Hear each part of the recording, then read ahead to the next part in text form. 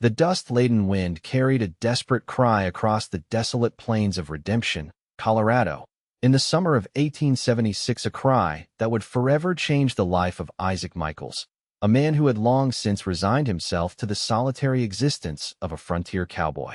The sound, barely audible over the howling wind, stopped him in his tracks as he was leading his horse back to his modest homestead after a long day of rounding up stray cattle. "We're hungry," came the small, trembling voice from behind a cluster of weather-beaten boulders.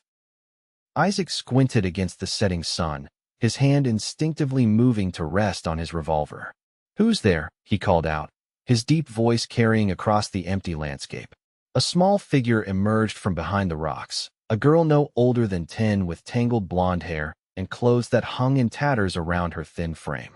But what caught Isaac's attention were the two smaller children clinging to her skirts, their faces smudged with dirt and eyes wide with fear. "Please, mister," the girl said, her voice steadier now. "We haven't eaten in days." Isaac's weathered face softened. At 32, he'd seen his share of hardship on the frontier, but the sight of these children alone in the wilderness struck something deep within him. He'd spent the past decade trying to forget his own difficult childhood in an orphanage back east, where hunger had been a constant companion. "Where are your folks?" he asked, already dismounting from his horse. "Gone," the girl replied simply, her young shoulders bearing a weight no child should carry. "Fever took Ma 3 months ago. Pa couldn't bear it.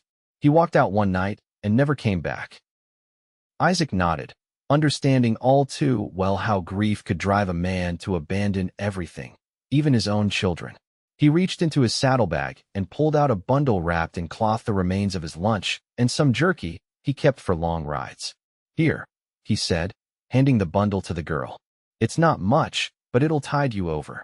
The children fell upon the food with such ferocity that Isaac had to turn away, a lump forming in his throat. These weren't the first orphans the harsh frontier had created, and they certainly wouldn't be the last. But something about their resilience, the protective way the oldest girl shielded her siblings, struck a chord with him. "What's your name?" he asked. "Abigail," the girl answered between bites. "These are my brothers, Tommy and James." Isaac looked at the darkening sky and made a decision that would alter the course of his life forever.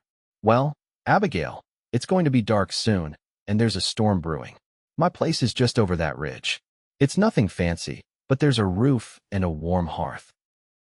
The children looked at him warily, their young faces already schooled in the harsh lessons of trust. "I won't hurt you," Isaac promised, his voice gentle. "You can leave come morning if you wish, but tonight, you need shelter." After a moment's hesitation, Abigail nodded, and Isaac helped the children onto his horse, leading the animal back to his homestead as the first raindrops began to fall. That night, as the storm raged outside, Isaac watched the children sleep, huddled together on his bed while he took the floor. He had never considered himself the paternal type. His life as a cowboy didn't leave room for family, but something about these 3 orphans awakened a protective instinct he didn't know he possessed. "Just until I can find them a proper home," he muttered to himself as he drifted off to sleep.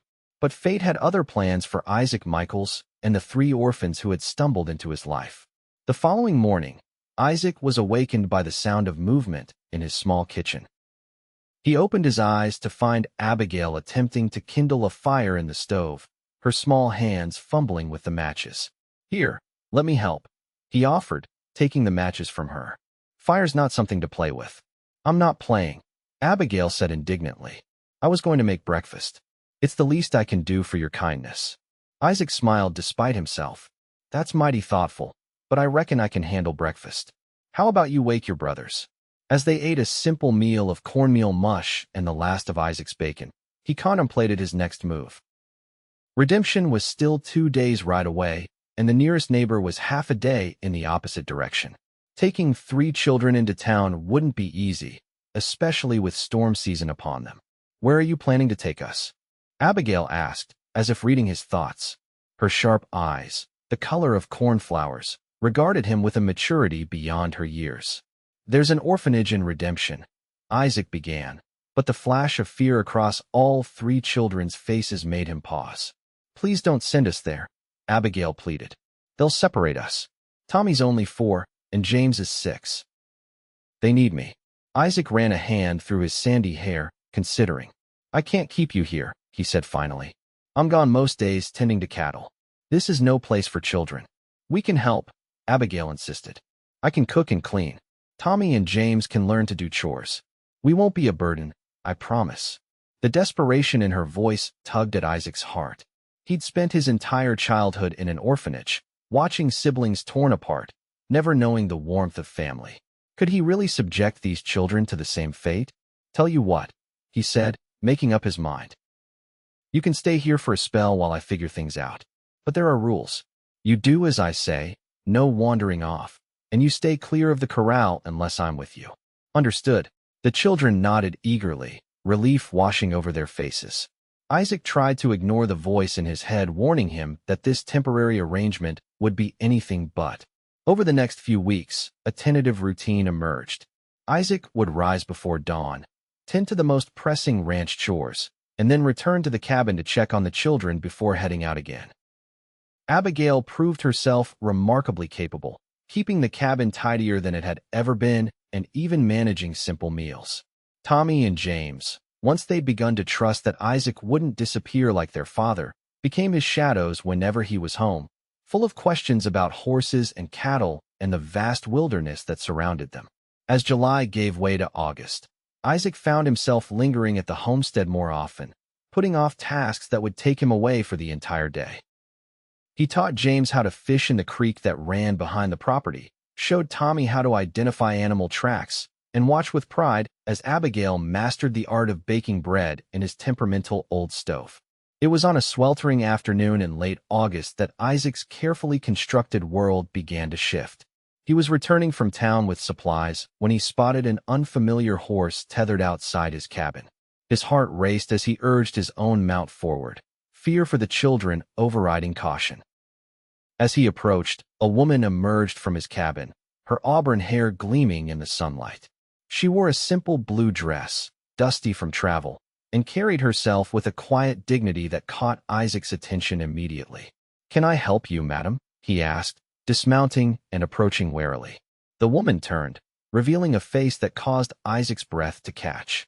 She wasn't conventionally beautiful, but there was a strength and warmth in her features that drew the eye. Her eyes, a deep amber, regarded him with a mixture of curiosity and apprehension. "Mr. Michaels, I presume?" she said, her voice soft but clear. "I'm Zara Lawson, the new schoolteacher for Redemption. Sheriff Tanner mentioned that you'd taken in some orphans and suggested I pay a visit to see about their education." Isaac frowned. He hadn't told anyone in town about the children, preferring to keep his business private. But Redemption was small, and news traveled fast. "The children are doing just fine, Miss Lawson," he said stiffly. "I appreciate your concern, but they're my responsibility now." A flash of surprise crossed Zara's face. "Your responsibility?" "Sheriff Tanner gave me to understand that this was a temporary arrangement until proper homes could be found."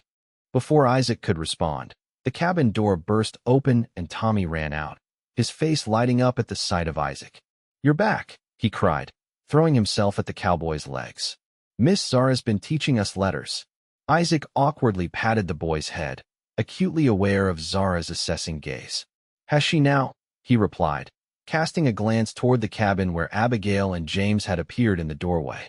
"The children are bright," Zara said, her tone softening. "Especially Abigail. She has a natural aptitude for reading." Pride swelled in Isaac's chest, followed immediately by a defensive surge. These children had become his in a way he hadn't anticipated. The thought of them being educated, being prepared for a life he couldn't provide, filled him with conflicting emotions.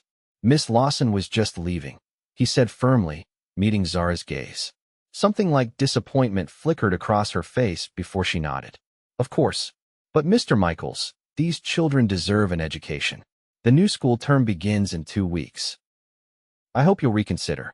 As she mounted her horse and rode away, Isaac felt the children's questioning gazes upon him. He'd avoided thinking about the future, content to live in the present where these 3 orphans had somehow become the family he'd never had. But Zara Lawson's visit had forced him to confront the reality of their situation. "Can we go to school, Isaac?" James asked, his eyes wide with excitement. "Miss Zara says we could learn to read books, and do-somes.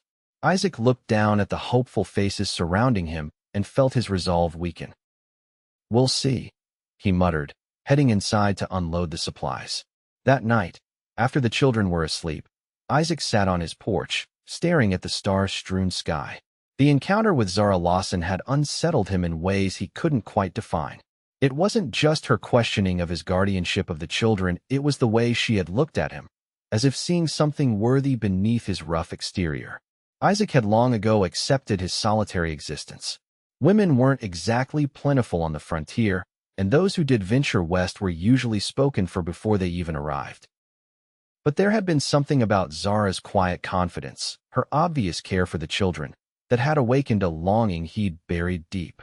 Foolishness, he muttered to himself, standing to go inside. She's an educated woman. What would she want with a cowboy like you?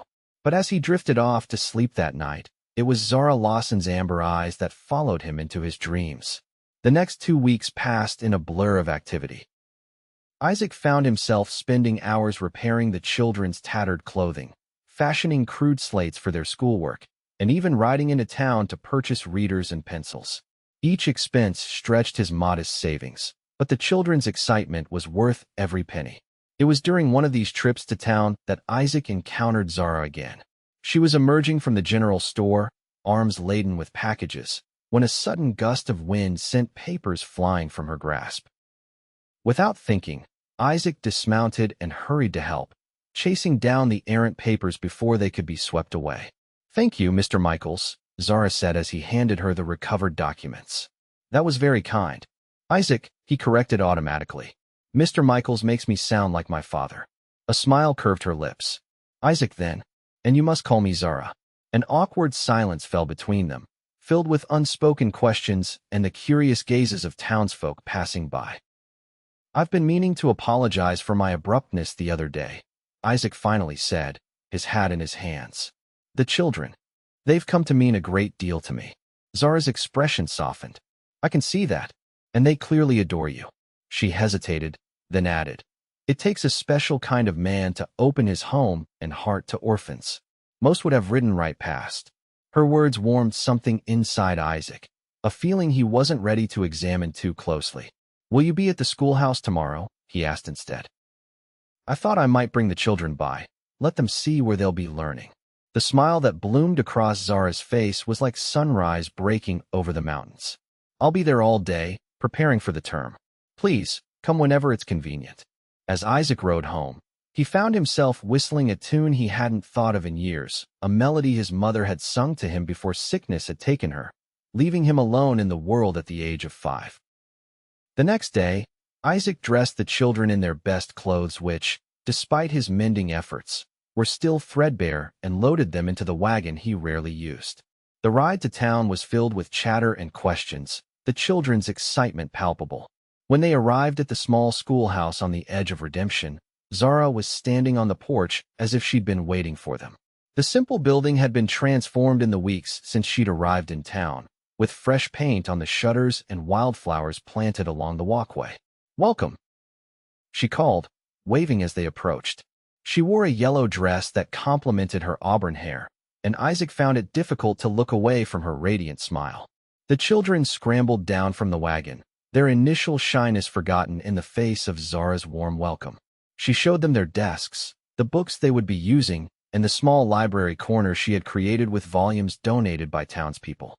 "And what about you, Isaac?" Zara asked as the children explored the classroom. "Did you enjoy school as a boy?" Isaac shifted uncomfortably. "Didn't have much schooling, I'm afraid. The orphanage I grew up in was more concerned with teaching us a trade than book learning." A shadow passed over Zara's face. "I'm sorry to hear that. Education should be a right for every child, not a luxury." "It was a long time ago," Isaac said, brushing off her sympathy. "Besides, I've managed well enough." "Yes," Zara agreed, her gaze thoughtful. "You have, but it's never too late to learn, you know. I hold evening classes for adults 3 times a week. Several of the ranch hands and miners attend." The idea of sitting in a classroom alongside other grown men, struggling with basic reading that even young children mastered, filled Isaac with embarrassment. "I don't think about it," Zara interrupted gently. The children would be so proud to see you learning alongside them. Before Isaac could respond, Abigail called out, having discovered a map of the United States on the wall. The moment passed, but Zara's words lingered in Isaac's mind as they completed the tour and prepared to leave. As the children said their goodbyes, promising to return for the first day of school the following Monday, Zara pulled Isaac aside. "I meant what I said about the adult classes," she said quietly. "But if you'd prefer, I could teach you privately. In exchange, perhaps you could help me with some repairs the schoolhouse needs? The town council's budget only stretches so far." Pride urged Isaac to refuse, but something in Zara's expression, not pity, but understanding, gave him pause. "I'll think on it," he promised, tipping his hat as he herded the children back to the wagon. The weekend passed in a flurry of preparation for the school term. Isaac found himself pondering Zara's offer, torn between his desire to improve himself and the fear of appearing ignorant before a woman whose opinion had suddenly become important to him. On Sunday evening, he made his decision. After settling the children into bed with promises that tomorrow would indeed be their first day of school, Isaac rode into town alone. The lights of the schoolhouse were still burning, just as he'd hoped they would be. He dismounted, tethered his horse, and approached the building with the same trepidation he'd once felt facing down his first angry bull. Taking a deep breath, he knocked on the door. Zara opened it moments later, surprise evident on her face. "Isaac, is everything all right?" The children are fine," he assured her quickly. "Asleep at home. I came about those lessons. The private ones." Understanding dawned in her eyes, followed by a warmth that eased some of Isaac's nervousness. "Come in," she said, stepping aside.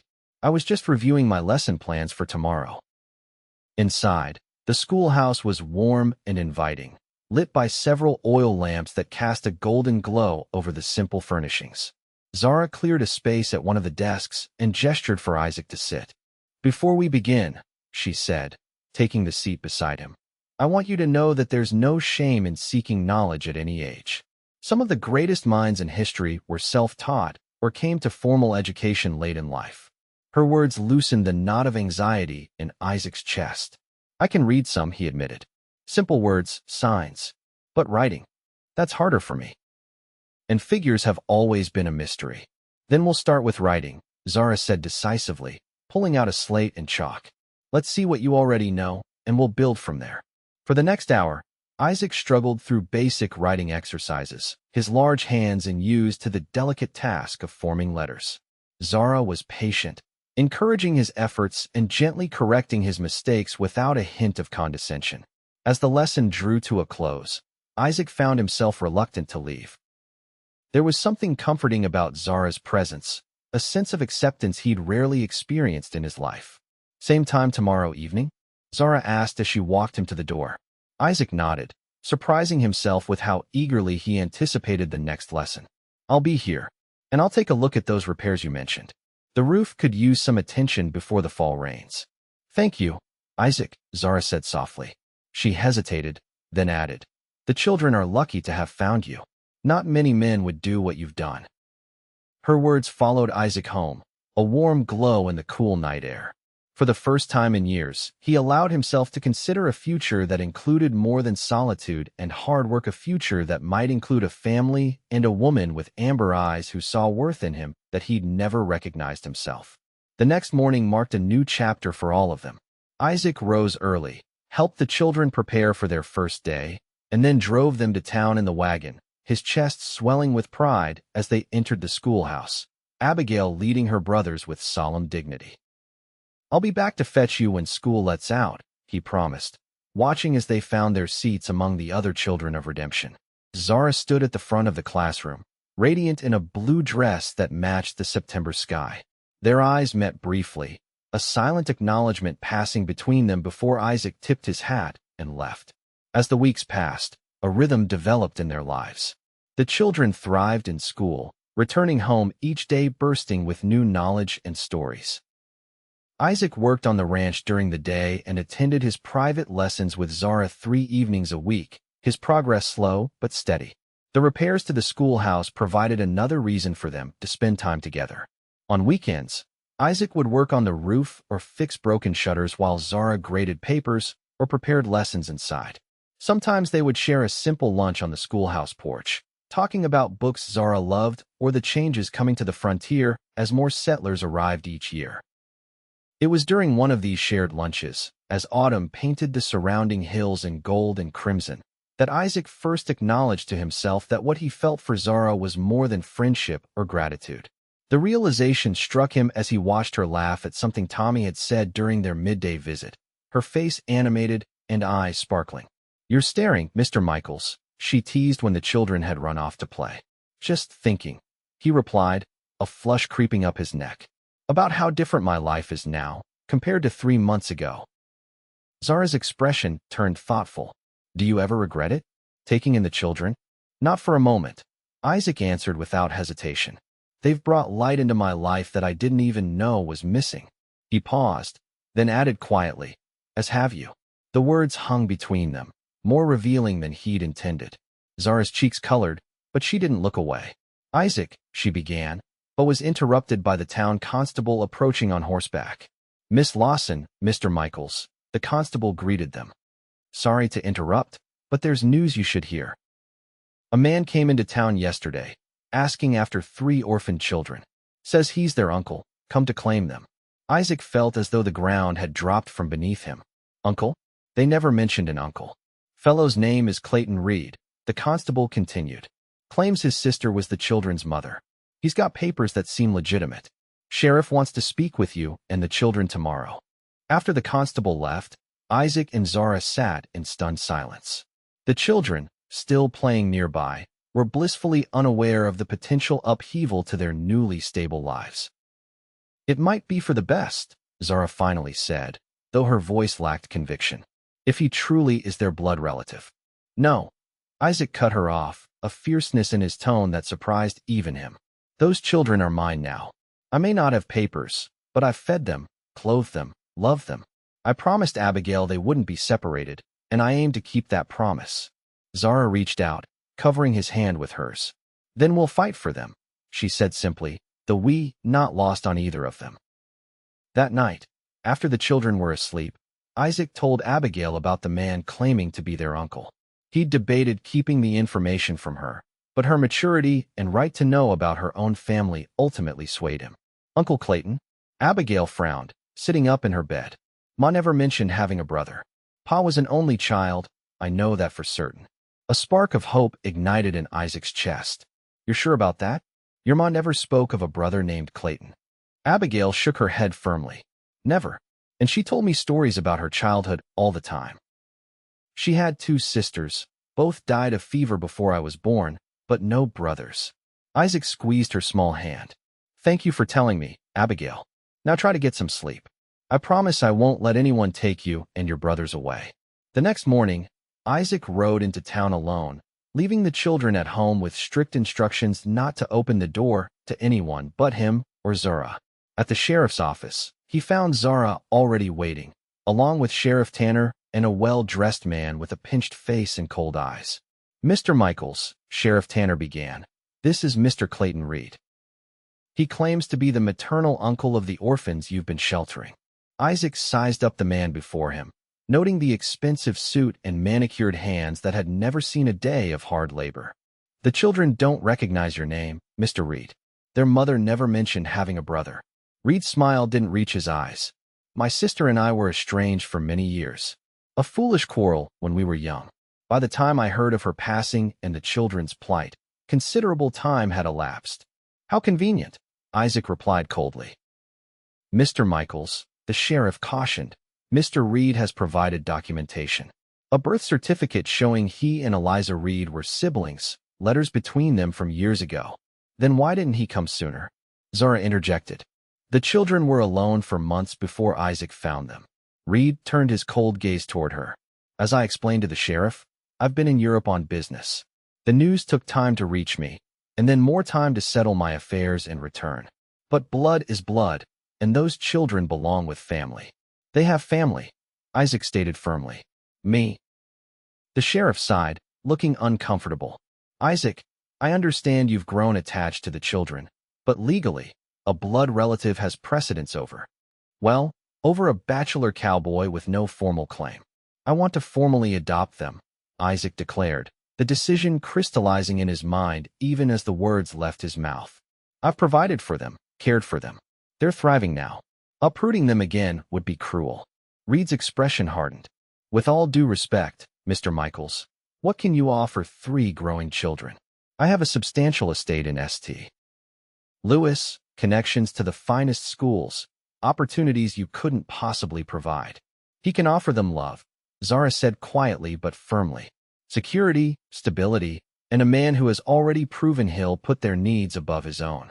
I've seen how those children have flourished under his care. They're happy, Mr. Reed. Can you guarantee their happiness in a strange city with an uncle they've never met? A tense silence filled the sheriff's office. Finally, Sheriff Tanner cleared his throat. The judge won't be through redemption for another 2 weeks. Until then, the children will remain with Mr. Michaels, as they're clearly well cared for. When Judge Harmon arrives, he'll hear both claims and make his determination. Reed looked as though he wanted to object, but instead gave a curt nod. Very well, but I expect regular access to the children in the meantime. They should get to know their uncle before the journey east. Isaac's hands curled into fists at his sides, but he managed to keep his voice level. You can visit them at the schoolhouse, under Miss Lawson's supervision. I won't have you upsetting them or filling their heads with promises that may not come to pass. After Reed had departed, promising to return the following day, Isaac turned to Zara with a mixture of gratitude and desperation. Thank you for supporting me, but what am I going to do? He has documentation, money, influence. What do I have? Zara's eyes met his, steady and determined. You have the truth on your side. And you have me. She hesitated, then added softly. We'll find a way, Isaac. Those children belong with you. Anyone who's seen you together knows that. Isaac rode home with a heavy heart, but Zara's words gave him strength. Over the next few days, a plan began to form. With Zara's help, he started gathering testimonials from townsfolk who had witnessed his care of the children. The doctor who had treated Tommy's cough last month, the storekeeper who noted how well behaved they were, the preacher who had seen them in church each Sunday. Reed, meanwhile, made his presence known in town, charming some with his polished manners and talk of Eastern refinement, but raising suspicions in others with his obvious disdain for frontier life. It was Zara who made the crucial discovery. Having developed a friendship with the telegrapher's wife, she was present when a reply came to inquiries the sheriff had sent to St. Louis regarding Reed. Isaac, she said breathlessly, finding him repairing a fence near his property line. The telegram from St. Louis Reed is a fraud. The real Clayton Reed died in a steamboat accident 5 years ago. This man is an imposter. Isaac straightened, hopes surging through him. Are you certain? The sheriff has already confronted him, Zara confirmed. He's been arrested for fraud. Apparently, he's done this before claiming to be the relative of orphaned children with potential inheritances. Inheritances?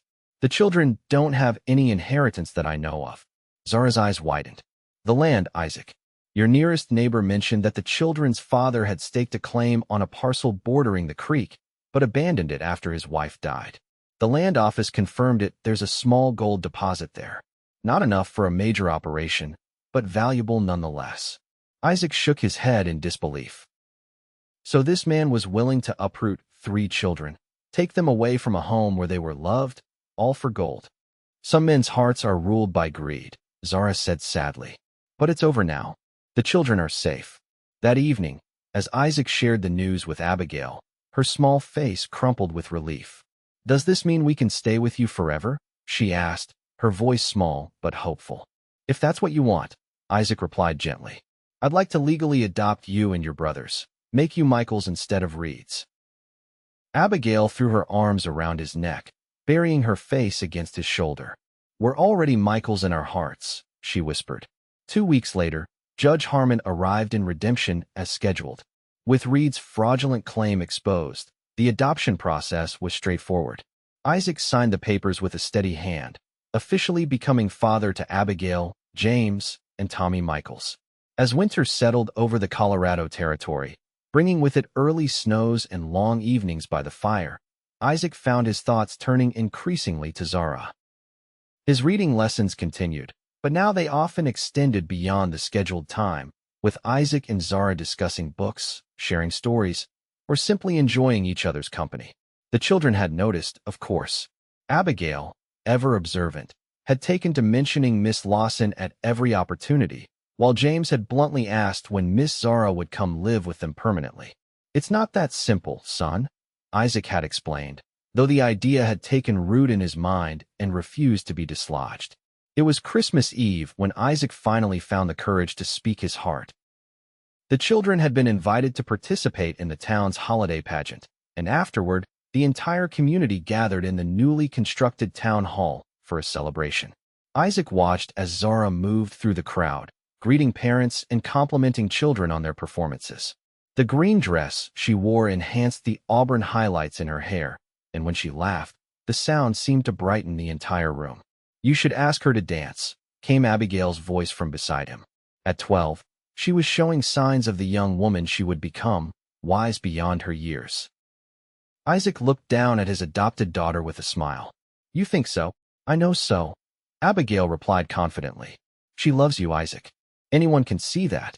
Gathering his courage, Isaac crossed the room to where Zara stood. "May I have this dance, Miss Lawson?" he asked formally, extending his hand. Surprise and pleasure flickered across her face. "I'd be delighted, Mr. Michaels."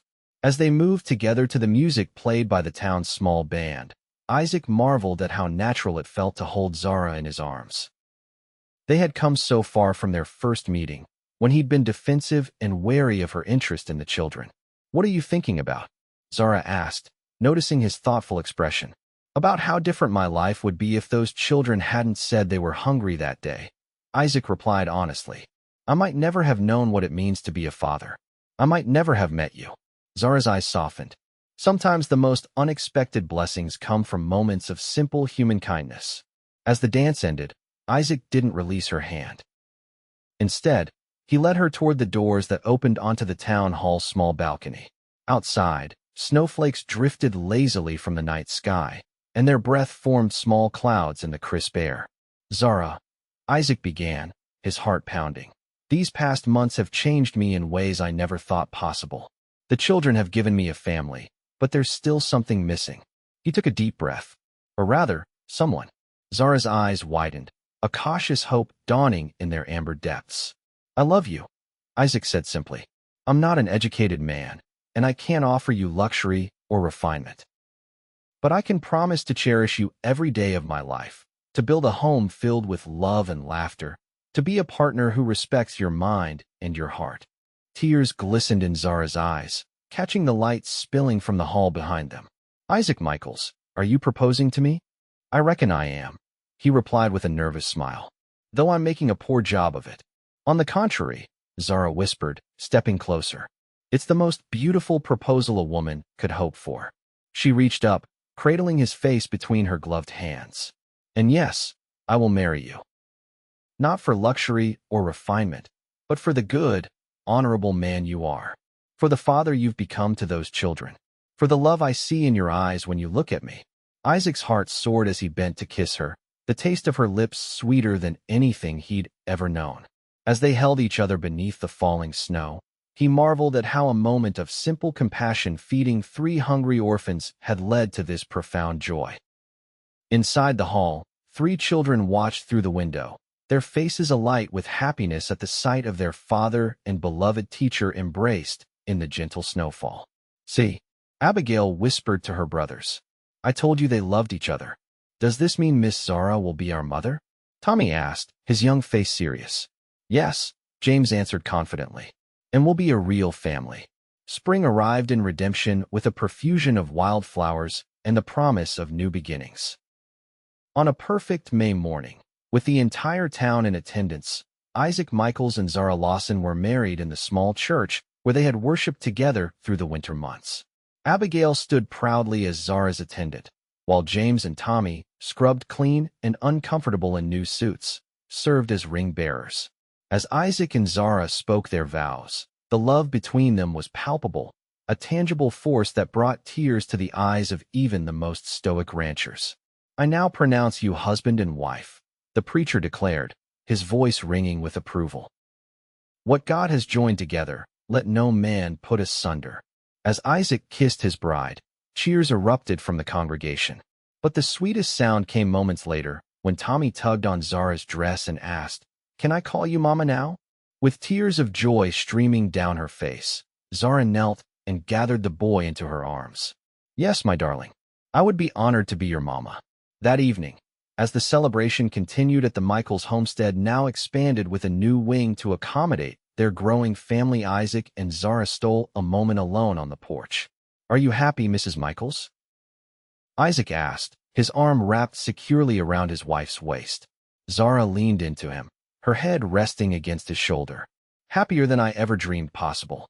I came west seeking adventure and purpose. I found a family and a love I'll cherish for all my days." Inside, the sounds of children's laughter mingled with the music and conversation of friends and neighbors. The homestead, once a place of solitude, now pulsed with life and joy. "We've come a long way from we're hungry, haven't we?" Isaac mused, thinking of that fateful day less than a year ago when 3 orphans changed the course of his life forever. "It was the beginning of our story," Zara agreed, turning in his arms to face him. A simple act of kindness that grew into something beautiful. As twilight settled over the Colorado wilderness, Isaac Michaels held his wife close, grateful beyond words for the hungry orphans who had led him to love, for the woman who had seen worth in him when he couldn't see it himself, and for the family they had created together, a family bound not by blood, but by love, choice, and the courage to open their hearts to possibility. In the years that followed, the Michaels family thrived. The ranch prospered, the children flourished, and 2 more little Michaels eventually joined their family, a daughter with Zara's auburn hair and a son with Isaac's thoughtful blue eyes. The small cabin grew into a proper home, and the schoolhouse where Zara continued to teach became a center of learning for the growing community of redemption. And on quiet evenings, when the children were finally asleep and the day's work was done, Isaac would sometimes take Zara's hand and lead her onto the porch, where they would gaze at the star-filled sky and remember how it all began with hunger, compassion, and the power of love to create a family where none had existed before.